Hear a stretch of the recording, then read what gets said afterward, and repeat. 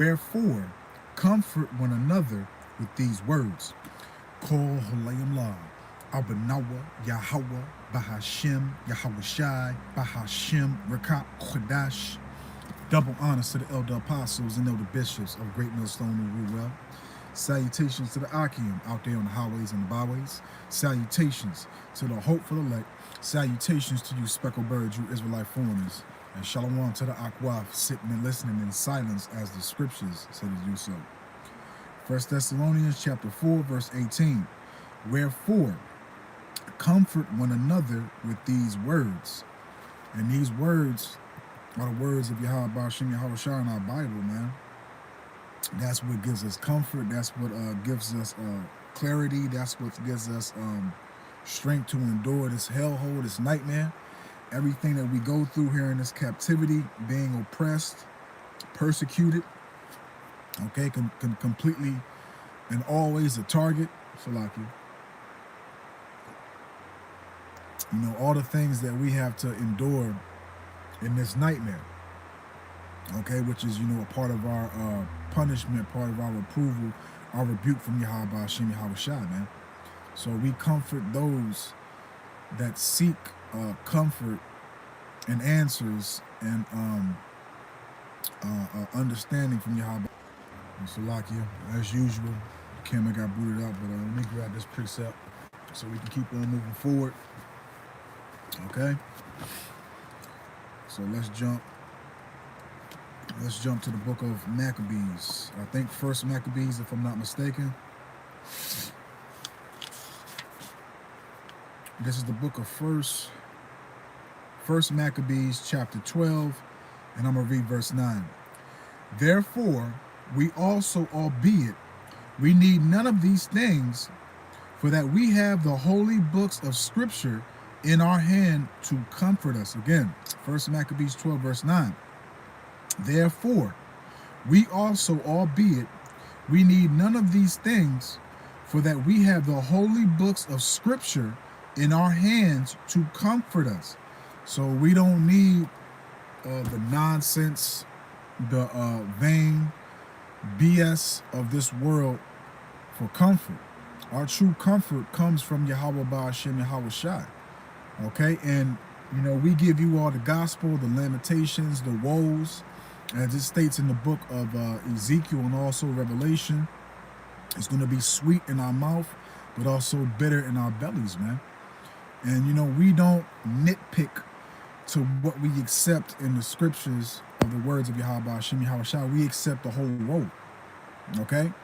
And that's something that a lot of these jakes aren't able to do, okay? They don't understand the mindset of Yahweh Ba'ashem Yahweh Shai because it hasn't been revealed onto them, okay? So for us to literally, you know, embrace this whole Bible and not have an emotional response, and, you know, to have a Western mindset like a lot of these Israelites do.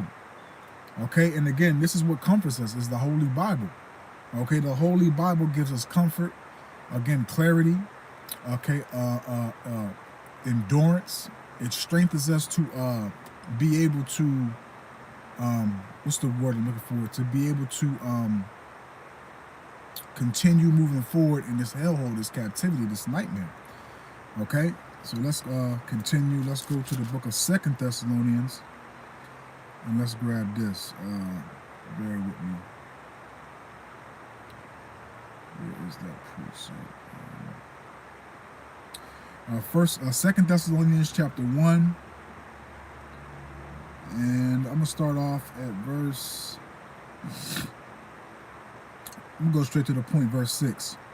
Seeing it is a righteous thing with the Most High, Yahweh Ba'ashem Yahweh Shai, to recompense tribulation to them that trouble you. And again, everybody, all nations in this hellhole, this captivity, including 2/3 of our people, they trouble the remnant. You know, Adawan Raktazah, we hope and pray to be the predestinated lot, the lively stones that was chosen before the creation and foundation of the earth, of anything that was built. You know, Lord willing, the hopeful elect, you know, we're being troubled by everything in this society.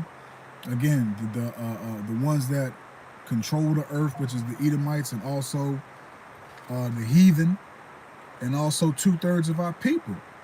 Because 2/3 of our people are actually fucking heathens, man.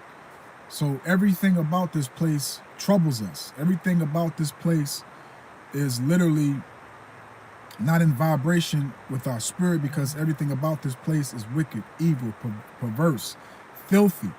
You know, as stated in the book of Revelation, that the matter of fact, I'm just gonna go ahead and read it real quick, because that's what this place is, man. It's a beautiful description that John the Revelator wrote about Babylon the Great, which is America, in the book of Revelation chapter 17. And I'm gonna go straight to the point. Salakia. Revelation 17 verse 4.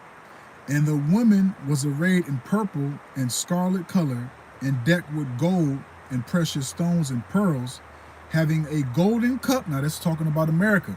America's, you know, was once looked at as a place of, you know, precious delicacies. Okay, they always had that mind that the streets was paved with gold, and there was a lot of opportunity here for people to actually come from other countries to be able to make money, and then to send that money back to their own land, and that money would triple and double, because at that certain point we knew that America, which is right now, which is that petrodollar was used everywhere, because the dollar was backed behind with the military might. The dollar was never backed with resources, you know, as far as like gold, silver, and other things, oil, stuff like that. It was only backed with the military might. Okay, so again, Revelation 17 verse 4. And the woman was arrayed in purple and scarlet color, and decked with gold and precious stones and pearls, having a golden cup in her hand, full of abominations and filth of her fornication. And that's a pure representation of America, abominations and filth. And that's a beautiful depiction that John the Revelator gave about Babylon the Great, aka America, because this place is nothing but full of abominations and filth, man. Okay, it's only full. It's like it's filled with abominations and filth. Okay. And Esau's messing with my camera again, man. You can't do nothing, man. Let me see real quick, because I don't want my phone to overheat. I'm just gonna keep on going regardless if I can see myself or not.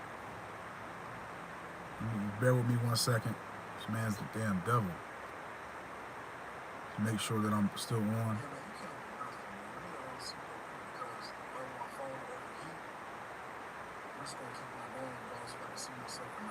Okay, so hopefully, you know, we can go back. I'm just going to keep on going.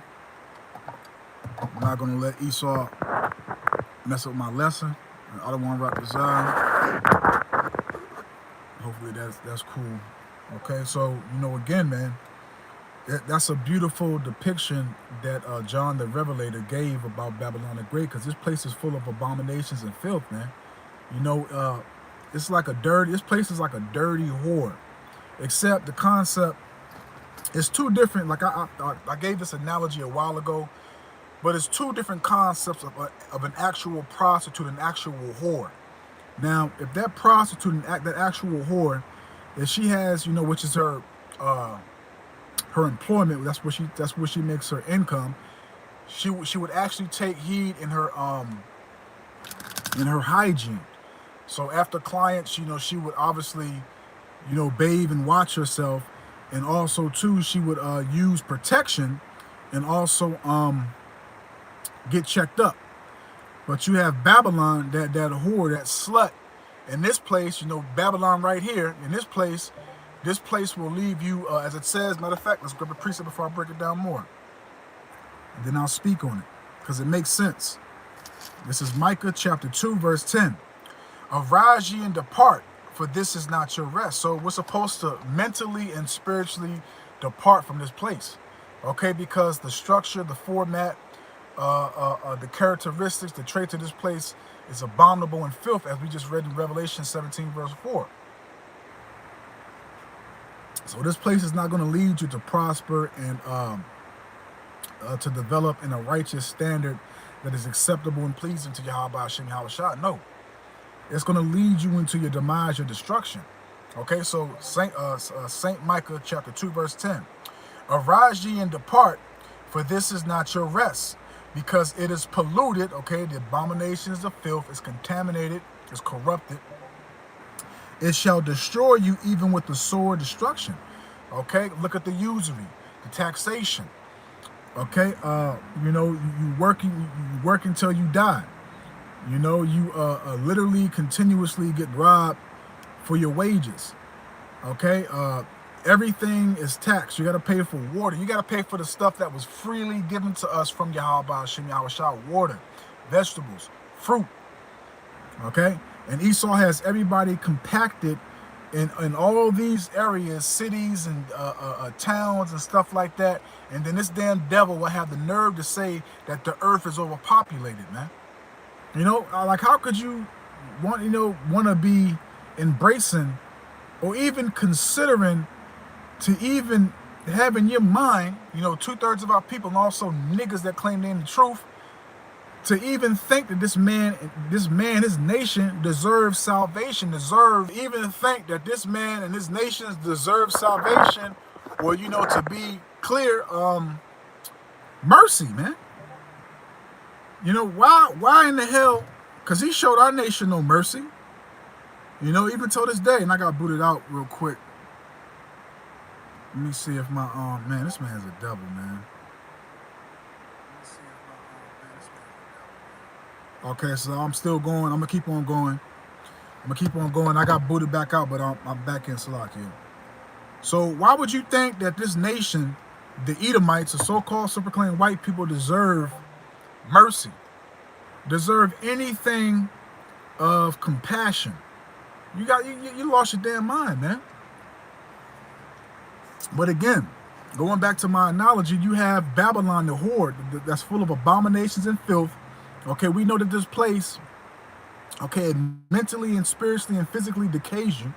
The food that we eat is not food, it's chemicals. Okay, there should be no reason why you should have to go to a certain type of store to get organic, where everything should be natural, authentic, organic, as they say, from the earth, with actual seed that's not Terminator seeds. And if you do have the capability to be able to afford organic, which is shit, and it just pisses me off to have to say organic. You should just be able to say strawberries, oranges, green peppers, asparagus, etc., which should actually be natural things. And see, that lets you know that this man is mentally retarded, mentally and spiritually remedial, man. Because if you have slaves, which in our kingdom, our slaves will eat actual food, will drink actual water that doesn't have leaven in the fucking water. Like, why? This doesn't make any sense, man. You putting all these preserves and all types of food to extend the lifespan, in which those preserves actually cause a harm to the human vessel, the human body, man. Okay? So how it's frustrating, man, because this is literally hell. This is literally a nightmare, and Jake wants to save these people, man. And that's why you motherfuckers, I'm gonna say how I feel. You motherfuckers deserve everything that Yahweh Hashem Yahushua is gonna give you. Let me check and make sure I'm still going. That's why you motherfuckers, I'm gonna say how I feel. Okay, good, con. So again, you got America, which is that whore, that prostitute. And from the first analogy, that whore, that prostitute, that actually has some common sense. She's gonna obey. She's gonna use protection. She's gonna make sure that she has no diseases. She's gonna get checked up. And then America's gonna give you diseases, cancer, HIV, all types of STIs, STDs. Okay, America's gonna plague your mind. America's going to make sure you got holes in your pocket and that you can be able to save. You're going to get taxed everywhere left and right, man. So this whore, America, is not for your benefit, man. Okay? So why in the hell should we have mercy upon? Matter of fact, let's grab a precept on that. Since I keep on bringing it up, let's go to St. James. St. James chapter 2. Yeah, when you going in, man, this devil's getting real mad, man. Let me make sure that I'm still on.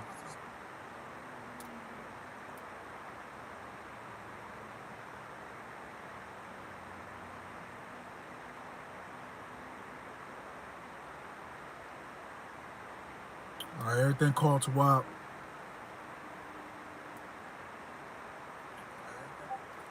Okay, con. All right, so again, St. James, that's like the third time they booted me out. When you going in, they don't like it. This is St. James chapter 2, verse 13, and I'm about to close out.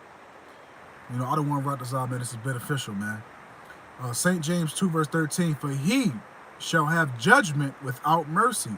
Okay, and that he is Yahweh Shem Yahweh Shai, the nation of Israel, man. Because none of these heathens, none of 2/3 of our people, and none of the Edomites showed us any mercy, man. You know, matter of fact, let's hold that.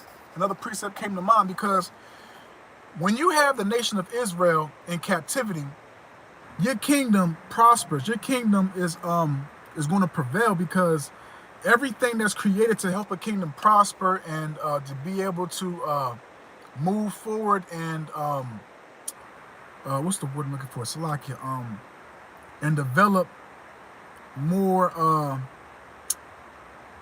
progress. Let's just say that develop more progress in that kingdom. The Lord uses His people to create things to make that kingdom again prosperous. Okay, so let's grab this precept, Wisdom of Solomon, chapter 5. I'm gonna read verse 1. Then shall the righteous man stand in great boldness before the face of such as have afflicted him. And that's what we doing, man. That's what the true men of Yahweh Shem Yahweh Shai are doing, are standing in righteousness and boldness, man. Speaking the truth. Okay? Diligent and continuously showing forth that persistent effort to feed the sheep, to measure the times, to prophesy, to warn, to condemn, all the things that we're called to do in that vocation, man. Okay? You know, literally taking heed to our craft, studying. Again, being circumspect. Watching what's going on, man. You know, feeding the flock. You know, and actually having a mental state of compassion and fearfulness on how we direct and speak these words of Yahweh Shem Yahweh Shai, because the sheep have to be fed correctly. And we don't want to offend the Lord nor transgress or error in the message that the Lord has ordained for us to speak, which is His message. And that's why we really take it seriously when we preach and teach to the sheep, man. You know, we have consideration and what's the word? Salakia, consideration and care for the flock, man. So again, Wisdom of Solomon chapter 5 verse 1, then shall the righteous man stand in great boldness before the face of such as have afflicted him and made no account of his labor. So our labor has helped society prosper. Every kingdom that we have been in bondage in has prospered because of us. Okay, because you had the Israelites in captivity. You had the Israelites in bondage. Everything that was created in this captivity was made that helped. Everything that you see here was made by us. Okay, the car, the stoplight. Okay, the internet, the GPS. You know, just to name a few. The washer and the dryer, the elevator, just to name a few things, man. All these things were made by Jake. Okay, point blank, period, man. So that's like the 5th time they booted me out.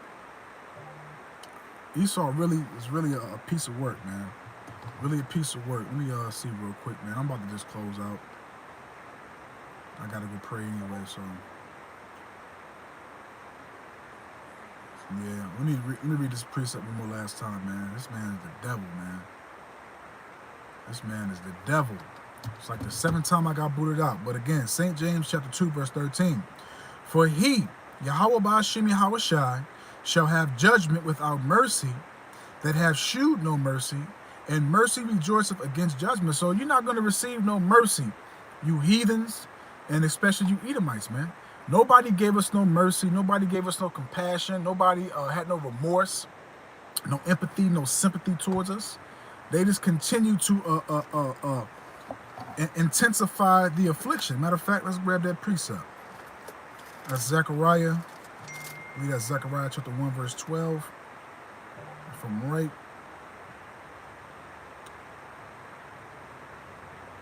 I'm going to get straight to the point. This is Zechariah chapter 1, verse 15. And I am very sore displeased with the heathen that are at ease, because these heathens truly believe in their wicked, corruptible, perverse, peasant brains, that there's going to be no recompense, no judgment for what they have done to the children of Israel. Okay, you so-called Negroes, Latinos, Hispanics, Native and Seminole Indians, man. They're at ease because they believe that they're always going to prosper. Israel is completely done for. Will never rise again. Will never be a nation, etc. And they believe that they're never ever going to have to answer for all their crimes that they have done against us, especially the Edomites, man. Especially the Edomites, man. So they're at ease. They're comfortable. They have no worries in the back of their mind, man.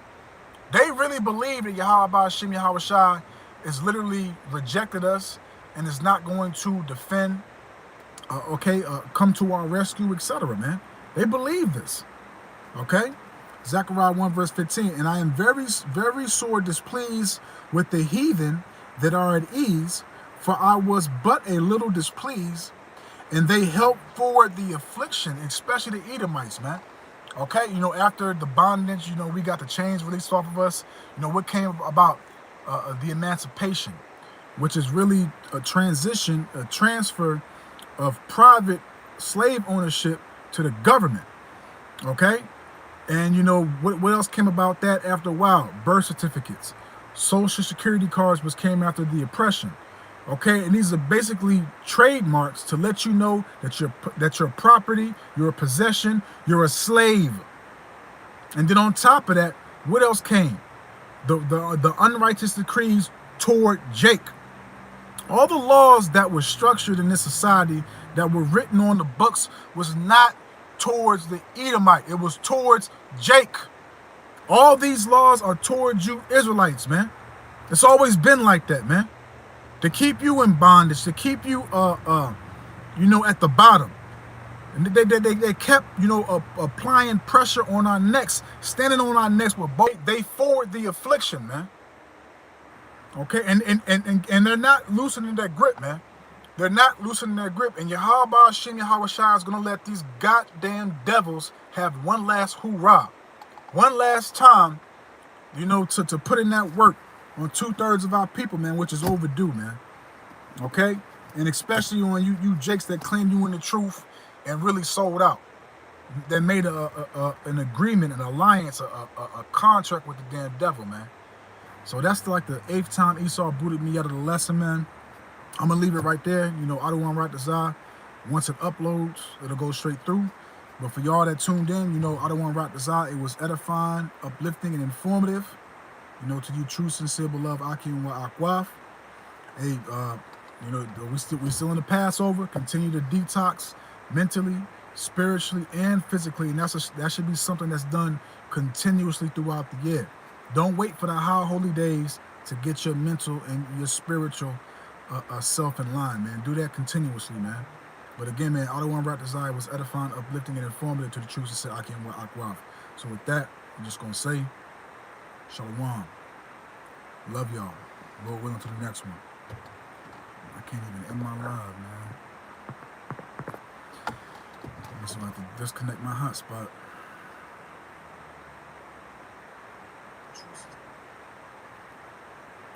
me just do that real quick. Just disconnect the hotspot. That should disconnect.